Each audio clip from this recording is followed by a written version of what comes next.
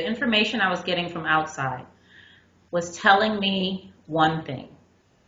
I'm unworthy. I'm not undeserving. We're a people that deserve every horrible thing that happens to us. That's what I'm getting from outside. But what I'm seeing is totally different. Like, that can't be true. These people are amazing. My grandmother cannot be that because I love her so much. I would not be so in love with this person if she were so evil and horrible and these other things that I'm being told. So that was some cognitive dissonance for you right there. Hearing all these awful things, but feeling something completely, and just being sure of something completely different.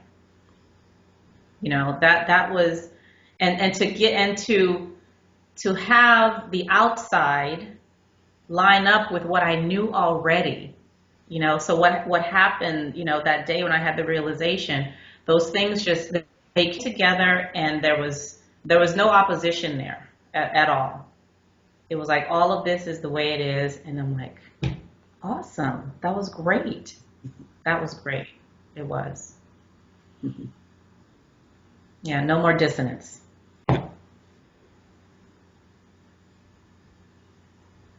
Yeah. Did I answer your question, Jerry?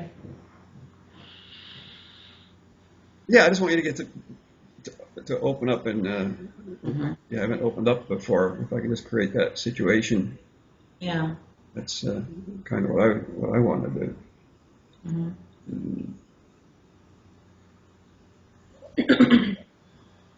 There's something going on in my head. I'm trying to put together some things because I don't think they're separate. One is this moment that you had in your office that you talk about where you thought you were going to die. You literally you were ready to die. You surrendered to it, and in that surrender, you just entered. And entered might not be the right word, but the sense of dying was replaced with the sense of great peace, apparently. Where you kind of saw the truth of things. But those are my words, so you can phrase that. That sense of dying, to me, it seems like an encounter with a great force of nature, like being in an ocean and almost drowning, and you can't fight nature. Right. Is that sort of the feeling? Oh my God, it was exactly like that. It was inevitable. I mean, it's like trying to hold back a hurricane or trying to hold back a tornado. You can't, like, what are you doing? You can't do that. So I saw it coming, and there was just absolutely nothing I could do. My choices were to try to fight it, which I saw was completely, that would have totally been an exercise in futility. It just wouldn't have worked. I clearly saw that. And my other choice was to just see you can't fight it and be okay with that. So I think I tried to a little bit, like, what about my kids, and I got to do this, and my life isn't, I'm not done living yet, and, all this other kind of stuff. But then, the hurricane was coming, and, there's nothing else. Again, I'm looking down, so I'm just changing my screen. I wrote down just 3 words that I always want to. I feel like I'm doing a magic trick. I'm not. I just wrote this down. It looks backwards on my screen, but can you read that? Force of nature. Nature. But I made that note because I need to put something together that no one's put together in this talk with you that I see. You experienced that force of nature, and in surrendering to it, you understood something about the heart of that force of nature, perhaps. I don't know. And that's where you come from now. Yes. And that's why you cry for people who aren't coming from that. Maybe they're fighting that force of nature in some way. I'm a white guy involved in this black-white relationship. I really shouldn't be. And Greg Good's the other white guy. We're running this diurnal consciousness group. It's totally rooted in African history and philosophy and current events, which makes no sense. Greg has his reasons for being in it. His life's been part of it. He was deacon in a black church Yeah. that was 98% black. That's just how his life's rolling. My life's different, Mhm. but we're both involved in this. In what I see and trying to understand my own involvement in it, I think that in my role as an interviewer, I like disruption in my interviews. This interview is hopefully disruptive.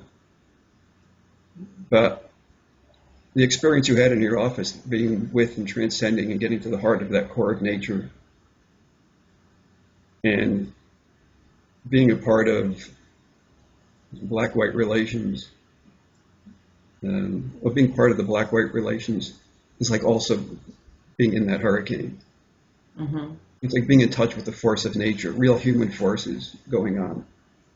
Yeah. And so I think I've learned, like today, that maybe that's one reason I'm interested in it, because of that force of nature aspect that's going on. Have you ever seen a connection there between your experience in the office with that force of nature that threatened to take your life and the force of nature expressed in black-white relations?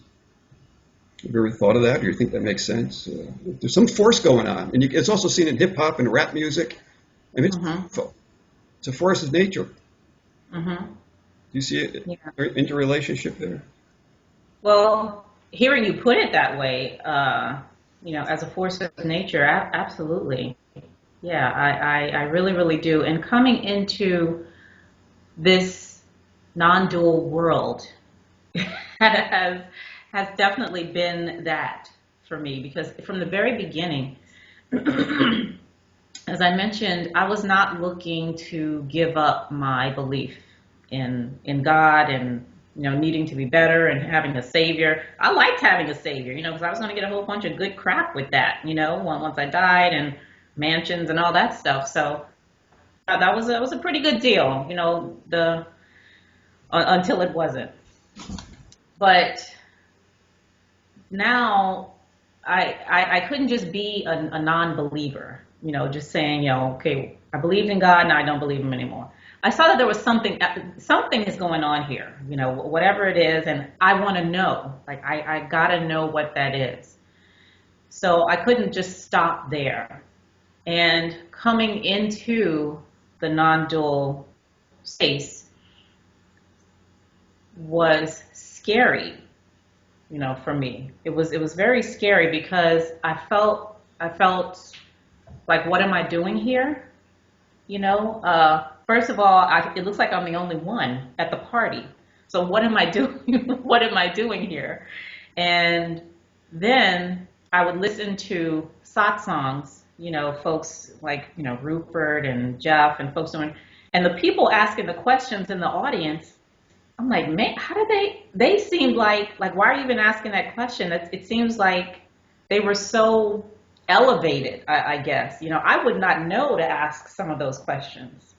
I felt like I was, again, like, what am I doing here? I clearly need some kind of PhD in something to even know what's going on here, or something. And then when I started joining some of the groups, like yours, Jerry, and looking at the conversations about, the universe and what this means and how that is, and I didn't comment for a long time. Like, I would just observe, because the things I was thinking of commenting it seemed so elementary to me.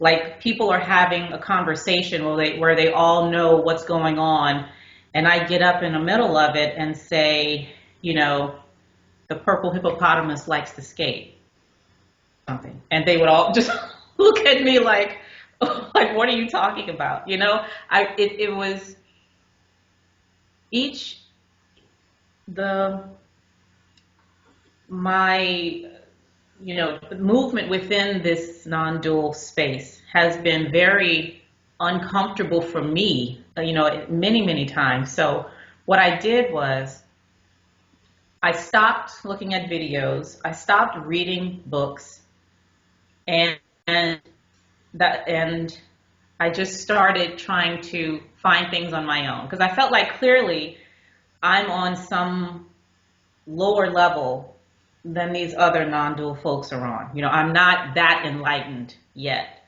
so I can't participate in those conversations. So let me just come over here, and and that's where my blog comes in, because in my blog I talk about stuff, that's like literally every stuff, like my being bullied at school, and trying to look at it from a non-dual perspective. The bullying, the playing games, what is it about a game that makes it a game? Just really simple stuff, because I didn't know enough to participate in the non-dual space. So when I finally, at some point, I felt able to do that. And what I noticed was like the purple hippopotamus thing. So I would say something in a group, and it would be like crickets and ribbits. Nobody would respond or say anything. So there was some self-consciousness there, but I just wanted to tell, okay, well, this is the way I see it, and that's it. And then it grew from there, and my book came out, and all that stuff. But it was a journey. I couldn't just jump into your community, Jerry. I couldn't, because I didn't feel like anyone would see me, or that they would be accepting, or it would be like, and I did get some of that, like, you're not saying it right. But I wanted to do it right. Let me say that. I wanted to do non-duality right. So I felt like, let me just go over here and see what I see, and just write it down, and share it with people. If they want to say something, that's fine. If not, that's fine too. But yeah, so so that was definitely a force of nature. Me trying to meld in with others who seemed like they were talking about the same thing, or talking about what I felt I needed to hear, because the religious stuff wasn't doing it for me. There was something else that I needed to hear, and I felt like this group, this community, was talking about that, but I wasn't on their level yet. You see what I'm saying there? Yeah, I like the fact that you felt it was a force of nature. That, I guess, that comes from whenever something is experienced as new, and you need to orient yourself. Non-dual. I mean, there isn't such a thing as non-duality culture. It's totally invented, and a lot of the people on my group I've been chatting with for like 15, 18 years. So a lot of the stuff is just fixed and ingrained, and I feel like an outsider myself for the most part. In fact, I was telling my friend James Travers there, he lives like an in-person friend. I was saying, I just don't feel part of this whole non-duality culture. So I think that, you find your niche and you feel at home there. But, to experience that force of nature, you need to get out of it. And that speaks for disrupting non-duality culture. And that's hard to do. It's hard to disrupt. People tend to be more conservative and stay with what they have. Often because it's comfortable, and sometimes it's just generating income, Yeah. You don't want to upset that. So a non-duality culture should be disrupted frequently. If it's not being disrupted, it's not non-duality, really. But it's a culture, so it's fixed in some way, and so I understand your feeling and other people's feelings will come in.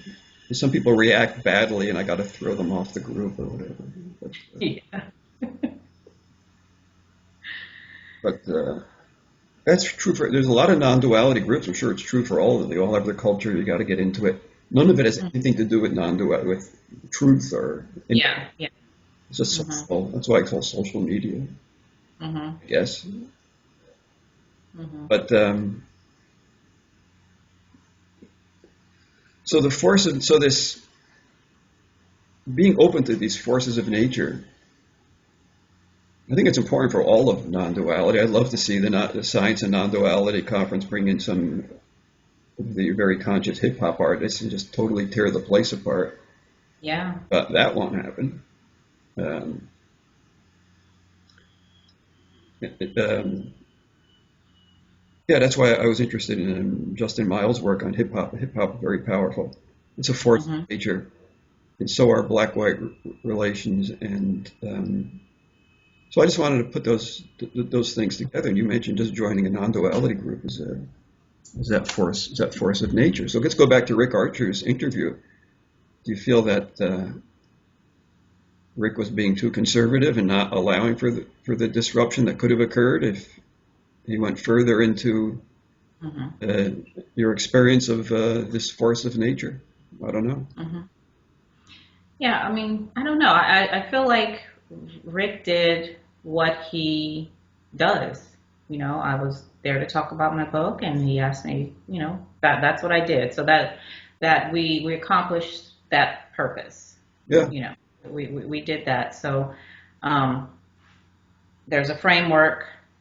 We remain within that framework, and the purpose of what he does was fulfilled. but you did disrupt it by talking about diurnal consciousness, and Yeah, he was open to it to some degree. Yeah, yeah. and you did talk about race relations, Hmm. and look at my notes, see what else we can talk about. I think, I think we of course just touched on it, not going into it in detail like we are right here, but it was enough. It was just enough to cause a reaction for those who viewed it. yeah, And the YouTube comments are interesting. They're very interesting. From the young lady who wrote the very long, talking about yeah, some issues, and the folks who responded to her, some of the things that they were saying. There was a little, there was definitely some disruption yeah, in that. Yeah. yeah. You're talking about the comments to the interview you did with Rick on YouTube. Mhm. Great comments, and the woman that started off, I think her name was Rosalind, her at least her ID on YouTube. And I wrote her, and she never got back to me. And, Mhm. but if she's listening, I'd like to hear from you. She Yeah. she really, I think expressed what a lot of people, what I was thinking as Mhm. unfolded. Yes, she did. Yeah. Mhm. Yeah, and a lot of good commentary. There's just one guy who's a troll who's on there. I can't think of his name, but he was rating the interview. I mean, a guy like that would not last 2 minutes in my group. I'd throw him out. Can't think of it, Yeah. but I don't put up with stuff like that. But Yeah. anyway, Yeah. I'm making part of my living off of doing interviews. Hopefully, I never will. Um, what else? Yeah. I think the comments I really enjoyed. I enjoyed that. And then afterwards, people, well, folks have been emailing me through my website and through Messenger. I friended so many people from all over. So Good. a guy from Haiti, a lady from Puerto Rico. I mean, all over the place, and they're saying the same thing. First of all, I'm really glad to see a black female. I was very glad to see a black female on the show, and your story really resonated, and I just thank you for telling it, which goes a long way in further encouraging me to do what I'm doing. To just tell the story. Right. You don't need to, nobody needs to be converted to anything or enlightened anymore or whatever. Just tell the story. That's all I'm here to do right now. Yeah. Oh, good. I'm glad to hear that. Uh, and to Rick's credit, he was very open to the criticism. Yes, About how, very open. and very just hey, you're probably right. Maybe I am blocking some of this stuff. Maybe I don't handle it with facility. Mhm. Very open. He didn't try to defend himself. No, Sure. not at all. Yes. Mhm. So I like him. Yeah. It's lovely. That's good to see because we we don't get that very often. We really don't. We get a lot of I see what you're saying, but which totally cancels out whatever else you said, before the but, but this is why I was right in what I did, instead of, Good point. Yeah. maybe that's something I need to look at, thanks for bringing that up, Yeah. now let me, go ahead and look at that. And he was open to. So he was very grateful. He said he would, that you can do an interview again. He said maybe in a couple of years. Well, that's okay. He's busy, but so I figured, well, we can do one now, like today. Why wait 2 years? And there are other black people into non-duality that he could interview. People like Chadwick Johnson's really, really good. I got to admit something. Chadwick's awesome. I just edited myself from saying something that's very racist. You want to know what I What? say? Say it. Yeah, go ahead. Chadwick Johnson. I was going to say Chadwick Johnson. He's really very well spoken. And well, he is. I mean, that's a racist thing to say. People say, well, to call someone articulate is racist. I don't. Not for me, because I use that for people. But I don't think I ever used, but I almost used that. Yeah. So what was going on there? What I'm saying is, he speaks well for a black person. Yeah. My prejudice, my conditioning coming through. Your conditioning is coming through. Yeah. Conditioning. I hate conditioning. Yeah. Yeah. And that's what, I mean, and I told Rick, so that was one of the issues that I had as well, is, because I've heard that before, especially because I'm from Louisiana and I don't have the accent, So I've heard all my life, Cheryl,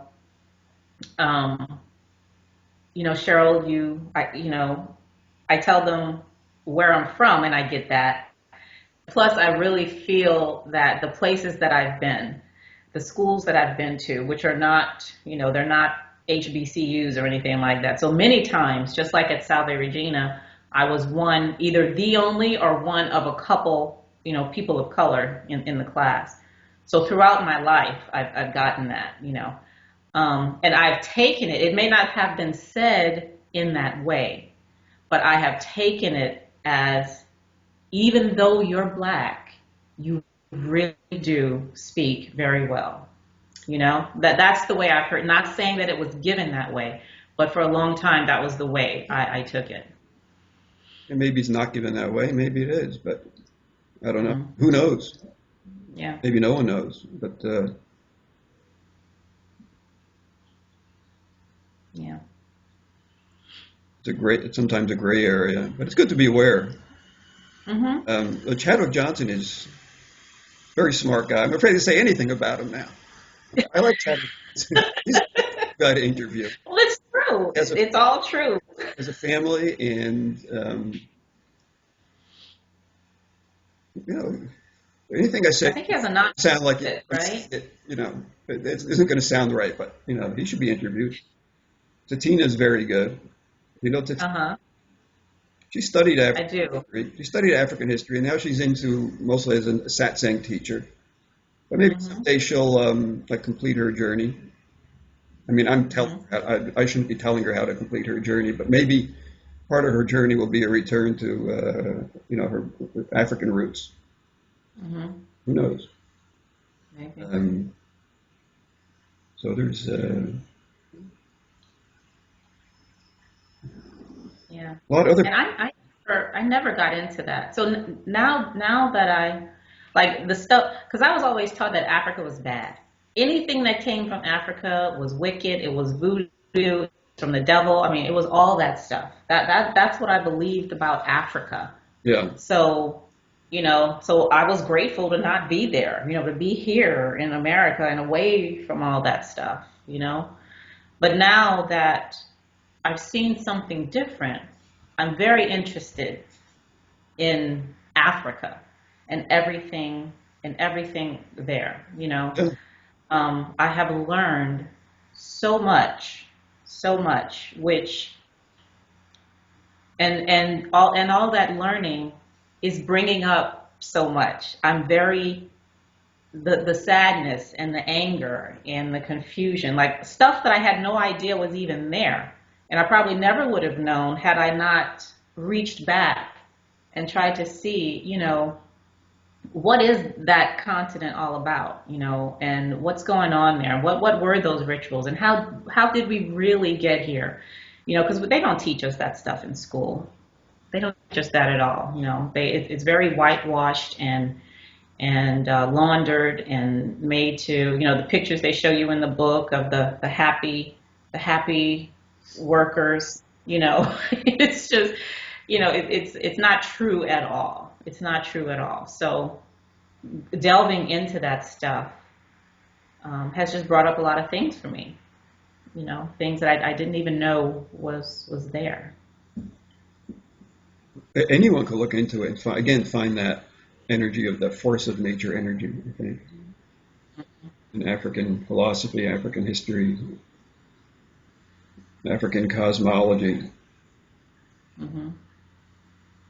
We're all treated, this doesn't sound like I'm whitewashing it again, but anyone is trying to think about why I'm drawn to this stuff. I mean, we're all been abused, I think. So there's identification in that way. Mm-hmm. That's part of the identification. Yes. And also, the other thing, this whole idea of aligning with the force of nature, welcoming it, being swept away by it, I think it's important for all of non-duality interviewers, non-duality shows, non-duality conferences. Let's welcome that. Let's identify those things that express forces of nature powerfully and bring them in. There's so much of the same thing going on interview shows and conferences and so on. It's another non-duality guy after another non-duality guy, and they all kind of have their story, and they all experience some kind of an enlightenment. But very few are bringing it to like the social scene and looking at what's going on in America. Mm-hmm. And that's what you're doing. Yeah. So, well, maybe, so finding all this out, and I said once that when I had this realization, right, and I remember telling my oldest sister, because stuff was happening and I just didn't get it. I didn't understand it. So I'm thinking, maybe it's, there is a God somewhere and something is happening. So let me try to investigate this a little bit. So I remember I was sitting in my car in the driveway, and I remember this distinctly, telling Darlene, I said, Darlene, whatever this is, I cannot go back to the world, and I cannot go back to Christianity. So something in Christianity it's called backsliding. And it's when you stop being obedient to the Bible and you go back in the world and start drinking and having sex and doing drugs and, all this other kind of stuff. It's called backsliding, right? Or going back into the world. So I told her, whatever happened, whatever this is, I can't go back. And I said, it's not because I don't want to. It's because there's nothing there. There's nothing to go back to. There's just nowhere for me to go. That's the reason why I can't go back. And so it was, I don't even know how to describe it, Jerry. So when I found non-duality, I was able to plant my flag somewhere. I was no longer just out there with nowhere to go, right? So this gave me a little bit of stability. It did. This community gave me a little bit of stability. And so I see that like everything is like a hurricane. Everything is a hurricane. And I see in the community too, trying to hold it back and saying, okay, this is where we are. This is, we're stable here. All there is this, and, and all of that, which is fine. But what I see is that I'm I see the hurricane. I see it, and I'm doing. Um, there are ways that I try to find salvation in non-duality too, away from the hurricane, by Yeah. saying there are no problems there. You know, everything is one. All lives matter. You know, all lions matter. You know, everything is just what it is, right? So I too tried to find salvation in this. But now I see I don't want that either. You know, I want the hurricane because I have seen that it's not what I think it is. I've seen that. So the willingness to, you know, to just be frightened like I was, you know, in my office that day. The willingness to go through whatever that is to see that this hurricane really isn't what I think it is. I want to do that. You know, I'm ready to do that.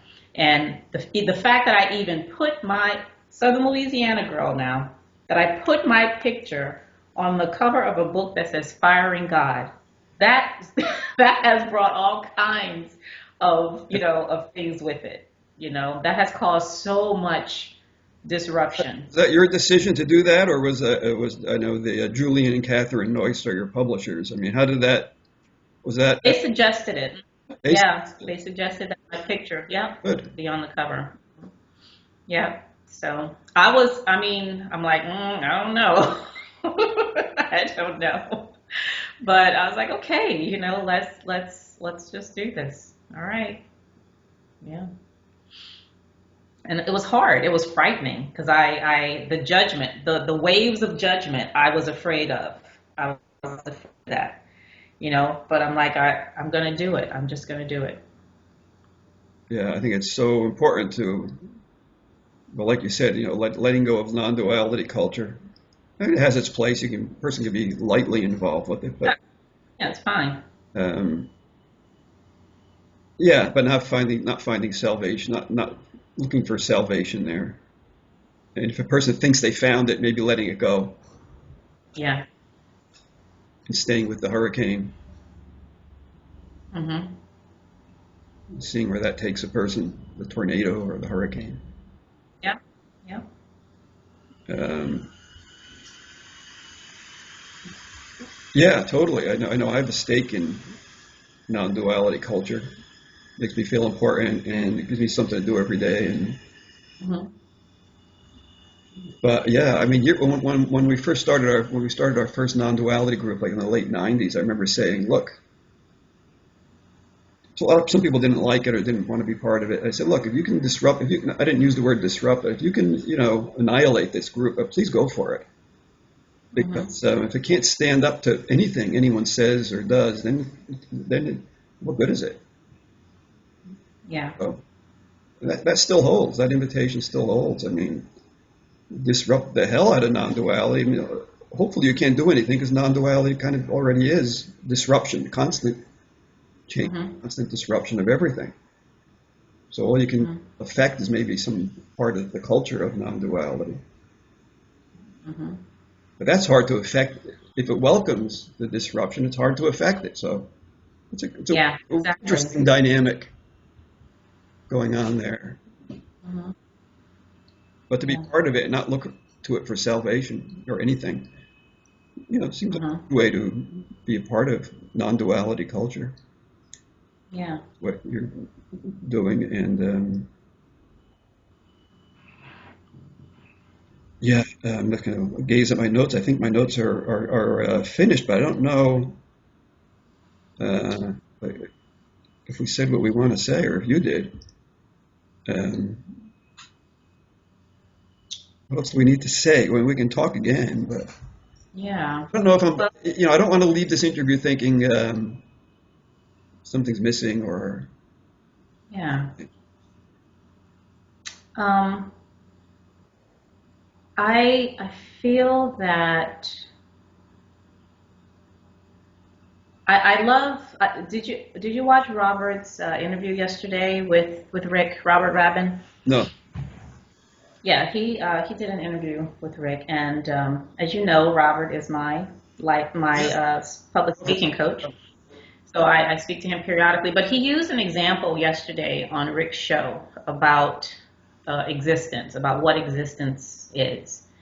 And he said it's like a cosmic Disneyland where there are various rides, and non-duality is one ride, and then there are other rides, in this. So you just, you have your fun on this one and you move to the next ride, and it's just a cosmic Disneyland. So I think that's a good example, because I see that, like I really do see that. And one of the examples that I also use for what I'm trying to do is, for myself and for the people that I talk to, is imagine that we're all standing in a body of water, okay? And our feet are on the ground, but we can't see it because the water is like, up to our chest. And we're all holding onto a buoy because we've been told all our lives that this buoy is keeping you safe. This is what's keeping you from drowning. This is what is allowing you to survive in this horrible, horrible world. It's this buoy. So you can't let it go. If you let it go, disastrous things will happen. The least of which is you're going to die. So everybody's feet, all our feet, they're on the ground, but we don't know that because we're giving so much attention to this buoy that we're holding on to, ensuring that we hold on tight. So what happened to me, I feel like, during my realization was the buoy was gone. I saw my hand slipping and it just disappeared, but I was still afloat, and I noticed that my feet were on the ground. I didn't notice that before because, now I notice that they're on, and everyone else's feet, they're on the ground, right? It was scary to let go, but once I saw that, it was blissful, peaceful, wonderful, the best news I could have ever gotten. And it was unfamiliar, so I started to build up the buoy again. So here I was, holding on to it again. But I remember that my feet are on the ground. So now I can slowly let go, on my own. And as I said in the interview, begin to evolve. I couldn't evolve while I was holding on to this thing. I couldn't address anything. I couldn't move. But now that I'm letting go, it's okay for me to go ahead and talk about the things that are going on in the world. It's okay for me to get involved. It's okay, for me to protest and advocate and do all these other things I want to do, because nothing's going to change about my feet being on the ground. That's totally not going to change. So I don't have to be so enlightened that, or so aware that I can't do anything. That's just my message is simply, it's okay. You can hold on to the buoy if you want to, and be where you are and continue on that. But you can also see what you're doing. You don't have to be blind to what you're doing. Okay. So another thing that I tell folks when I go out is, blind followers have no choices. Followers who can see can decide to be followers if they want to, or to not be. It's totally up to the person. So the only difference is the seeing, the acknowledging what I'm doing to myself, the acknowledgement that I actually do have the power to move out and do things that I want to do. So it's just simply acknowledging that for myself that makes the difference. If I continue to lie to myself and say I have no power, everything is outside of me, and everything I get is from someone else, then that's very clearly me imprisoning myself in that. All right. So seeing that's just not the case, admitting that that's not the case, will allow me to move out and let go of the buoy if I want to, and get on another ride in this cosmic Disneyland, knowing the whole time that I'm safe and secure, and my awareness isn't going anywhere, and who I am is not being compromised in any kind of way.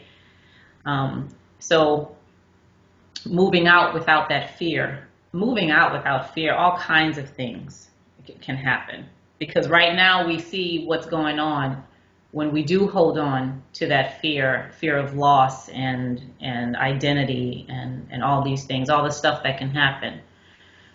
So let's see what happens when we just let go, let nature be what it is. Stop trying to fight it. Yeah, let's let some non-duality culture let things go too, because that gets a little rigid.